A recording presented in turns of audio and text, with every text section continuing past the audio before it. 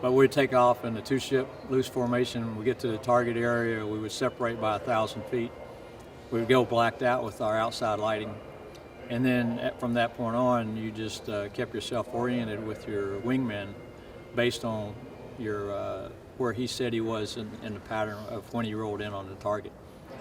You want me to talk about tactics? Tactic-wise, we had a forward air controller. You'd go call blind bat, not blind bat, but moonbeam.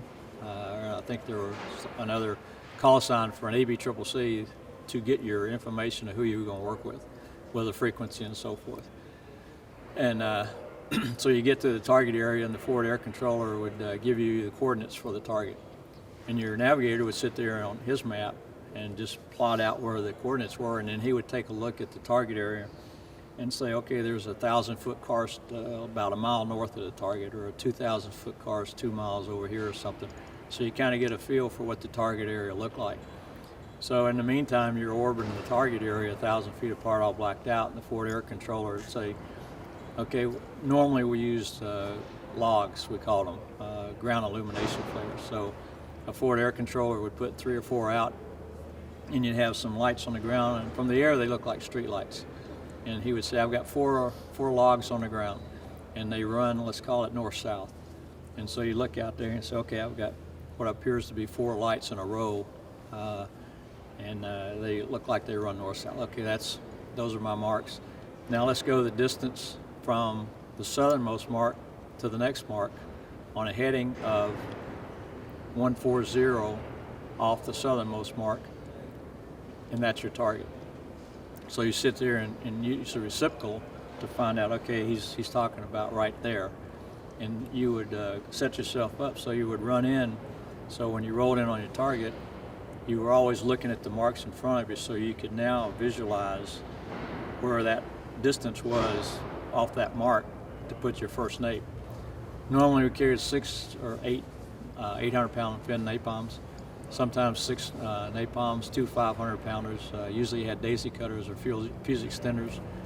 And then occasionally we'd carry rockets on the outboard stations. And an internal bomb load of 72 frag bombs. Some guys carried 2 funny bombs. Our normal bomb load was, of course we had 850 calibers in the nose. And I think we had 100 rounds in each gun. On the wings we carried 6 800-pound fin napes, or 8, because we had 8 stations, or sometimes we carry 6 napes and 2 500-pounders with fuse extenders on the outboard stations, or we could drop the 500-pounders and take rockets on the outboard stations. And then internally we carried fragmentation bombs, and 72 usually, and I think a couple of there were some missions that had 2 funny bombs in the bomb bay. I never carried one of those though. But we would go in, you'd roll in with that reference point in front of you for the run in and drop at whatever altitude you predetermined to release at, usually a 30-degree dive bomb pass.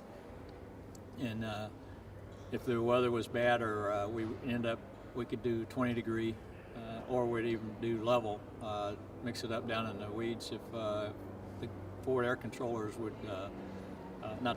if they had some ground or some flares they could put out, and we could use those for illumination, or we see the ground, then we'd do some low-level stuff. And then when you went in, I'm in from the south, I'm off to the west. And so the number 2 man would just say, okay, mentally you figure out where he is, and you call in, I'm in from the east off to the south. And so usually the guy comes off, if there's ground fire coming up at him, the number 2 guy would roll in on the ground fire. And same thing, number 2 rolls in, if he picked up ground fire, lead would go back in on it. We'd suppress the ground fire first before we would keep working the target.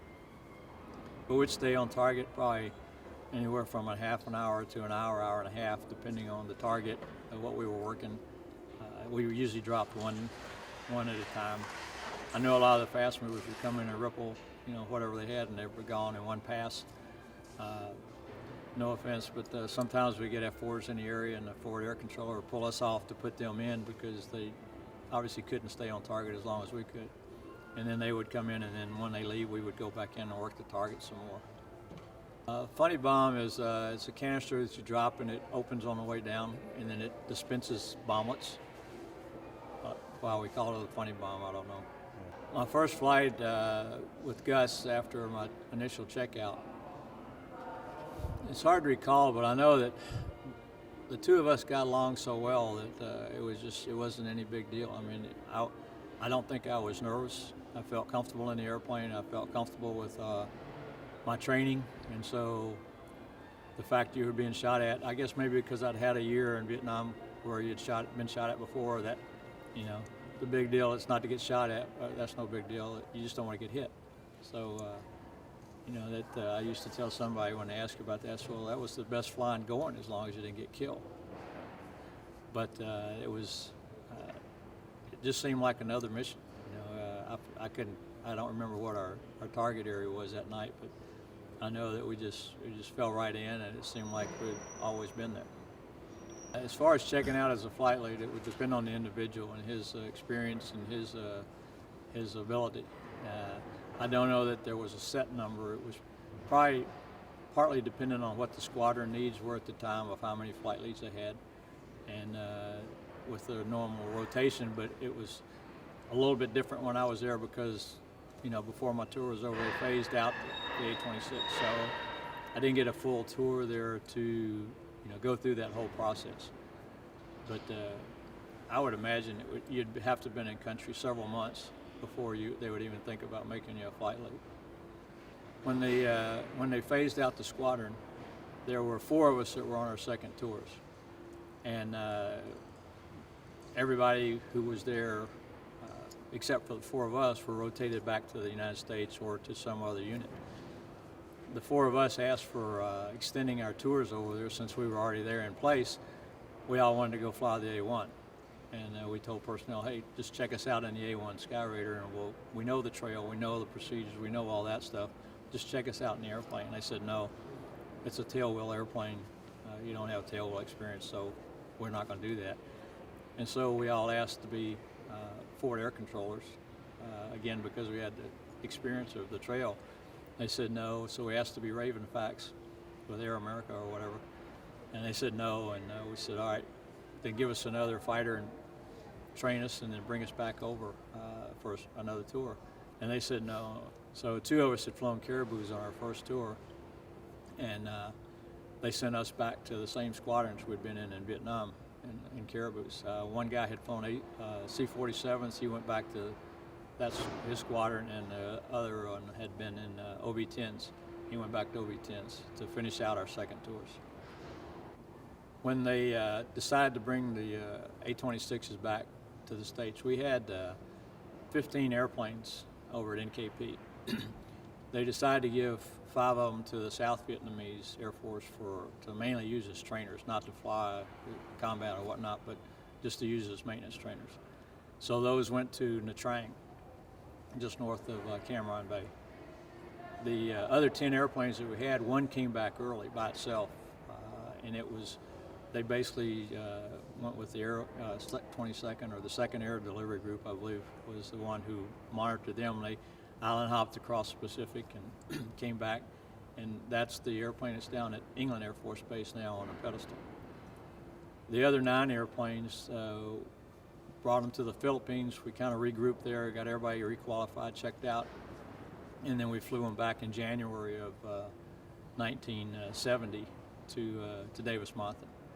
And we came across basically with a C-130 using his navigation equipment to herd us across the Pacific, and we just island hopped. And we flew 3 cells of 3 airplanes each. And a flight of 3 would take off, a little bit later another flight of 3, then the other third flight of 3, then the 130 would take off and kind of herd us along. And we just island hopped all the way across the Pacific. Wake, Guam, Midway, Hickam, and then to McClellan, and then from McClellan to Davis-Monthan. As far as how it felt to fly the airplane, when I first got in the airplane, I'd flown the Caribou, but it had a control down here for nose wheel steering. So the 26 did not. One of the hardest things for me to do was to learn how to taxi it. In fact, I remember we parked them wingtip to wingtip at England Air Force Base. So when you came back in off a mission, you would do a 90-degree turn to put it back in the same spot. And I remember I was coming in there and I would be cattywampus almost every time, and the instructor would make me drive through and go to the end of the row and come back around again.